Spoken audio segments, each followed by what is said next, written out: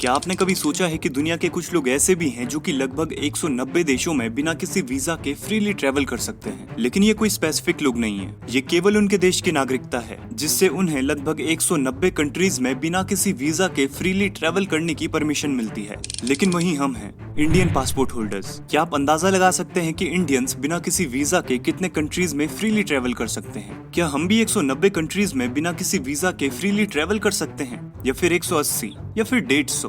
अब आप अंदाजा लगाइए कि क्या ये नंबर 100 से ऊपर है? बिल्कुल नहीं, ये नंबर है ओनली 60 से 65 के बीच, और कई बार तो ये 60 से भी नीचे आ जाता है। यानी कि हम केवल 60 कंट्रीज में बिना किसी वीजा के ट्रैवल कर सकते हैं। हम इंडियंस ही हैं जो हर बड़ी छोटी ट्रिप के लिए एम्बेसी के चक्कर लगाते रहते हैं। लेकिन ऐसा क्यों? क्या इंडिया एक कमजोर देश है?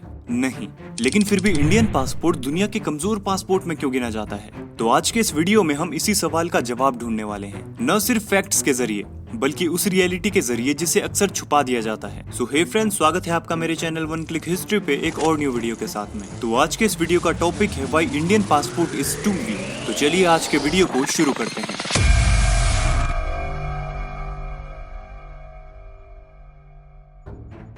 तो चलिए सबसे पहले बात करते हैं नंबर्स की। हेनली पासपोर्ट इंडेक्स, जो दुनिया भर के पासपोर्ट्स को वीजा फ्री एक्सेस के बेस पर रैंक करता है। क्या आपको पता है कि 2024 के अकॉर्डिंग इंडिया की रैंक इसमें कितनी थी? इंडिया था 88th नंबर पे।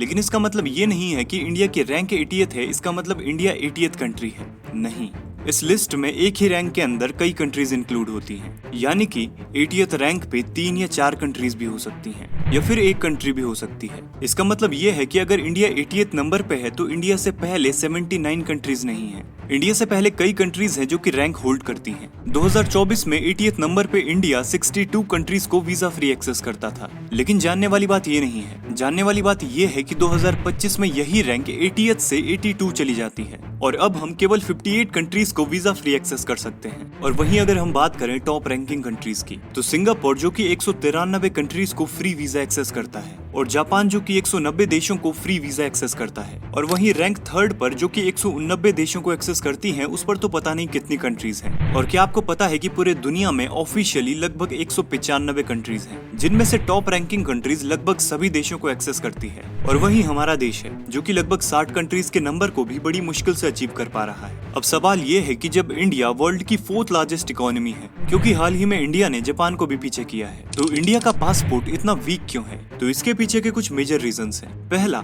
Diplomatic relations. हर कंट्री स्ट्रॉन्ग पासपोर्ट एक्सेस तभी देती है जब उस कंट्री के साथ हमारे पॉलिटिकल और डिप्लोमेटिक टाइज बिल्कुल अच्छे हों। इंडिया का ग्लोबल इन्फ्लुएंस तो बढ़ रहा है, लेकिन पासपोर्ट के वीक होने का रीजन ये हो सकता है कि कई कंट्रीज के साथ हमारी वीजा ट्रीटीज अभी भी पेंडिंग है। एग्जांपल के लिए अगर देखा जाए तो इंडिया और शेंजन कंट्रीज के बीच में अभी भी कोई म्यूचुअल वीजा डील नहीं है। लेकिन पहले आप शेंजन कंट्रीज को समझिए। शेंजन कंट्रीज वो 26 यूरोपियन कंट्रीज है जिन्होंने एक दूसरे के बीच में बॉर्डर कंट्रोल को खत्म कर दिया है। यानी कि इन कंट्रीज के लोग एक दूसरे की कंट्रीज में ट्रेवल कर सकते हैं विदाउट एनी इमिग्रेशन चेक। तो इंडिया की इन कंट्रीज के साथ अभी भी कोई वीजा ट्रीटी नहीं है। इन कंट्रीज के लोगों को इंडिया आने के लिए वीजा लेना पड़ता है, और इंडियंस को उन कंट्रीज में जाने के लिए वीजा लेना पड़ता है। वीक पासपोर्ट का एक और रीजन है इलीगल इमिग्रेशन और ओवरस्टे। कई इंडियंस जब फॉरेन जाते हैं तो वो वहाँ पर ओवरस्टेइंग करते हैं या फिर इलीगली काम शुरू कर देते हैं, जो कि सुनने में काफी बुरा लगता है। लेकिन सभी को पता है कि सबसे पहले तो इंडियंस का माइग्रेशन बाहर के लिए बहुत ज्यादा है। तो जो लोग एबल नहीं होते या फिर अफोर्ड नहीं कर पाते, तो वो लोग फॉरेन इलीगली चले जाते हैं। अब क्योंकि गए इलीगली हैं तो काम भी इलीगली स्टार्ट कर देते हैं। इससे उस कंट्री का हमारे ऊपर ट्रस्ट टूट जाता है और वो इंडियंस पर वीजा रिस्ट्रिक्शंस लगा देते हैं, और इसी वजह से यूएई, यूके और यूएसए जैसे देश वीजा देने में प्रॉब्लम करते हैं। एक और रीजन है जियोपॉलिटिकल टेंशंस। इंडिया एक कॉम्प्लेक्स रीजन में आता है। चाइना और पाकिस्तान जैसे पड़ोसियों के साथ प्रॉब्लम्स बने रहते हैं, जिस वजह से कई ग्लोबल पावर्स इंडिया को एक हाई रिस्क रीजन की तरह ट्रीट करते हैं, जिसका सीधा असर हमारी पासपोर्ट स्ट्रेंथ पे पड़ता है। अगला रीजन है इंडिया की खुद की वीजा पॉलिसीज। इंडिया खुद भी काफी स्ट्रिक्ट वीजा रूल्स फॉलो करता है। इंडिया भी इजीली हर कंट्री को फ्री वीजा एक्सेस नहीं देता, इसीलिए वो कंट्रीज भी इंडिया को इजीली फ्री वीजा एक्सेस नहीं देती। और एक और रीजन है सिक्योरिटी और डॉक्यूमेंटेशन इशू। पिछले कुछ सालों में फेक इंडियन पासपोर्ट और फेक इंडियन डॉक्यूमेंट्स के केसेस सामने आए हैं, जिन रीजंस की वजह से इमिग्रेशन ऑफिसर्स इंडियन ट्रेवलर्स को एक्स्ट्रा स्क्रीनिंग देते हैं। और यही रीजन है कि जब तक डॉक्यूमेंट्स पे भरोसा नहीं बनेगा तब तक फ्री वीजा एक्सेस कैसे ही मिलेगा।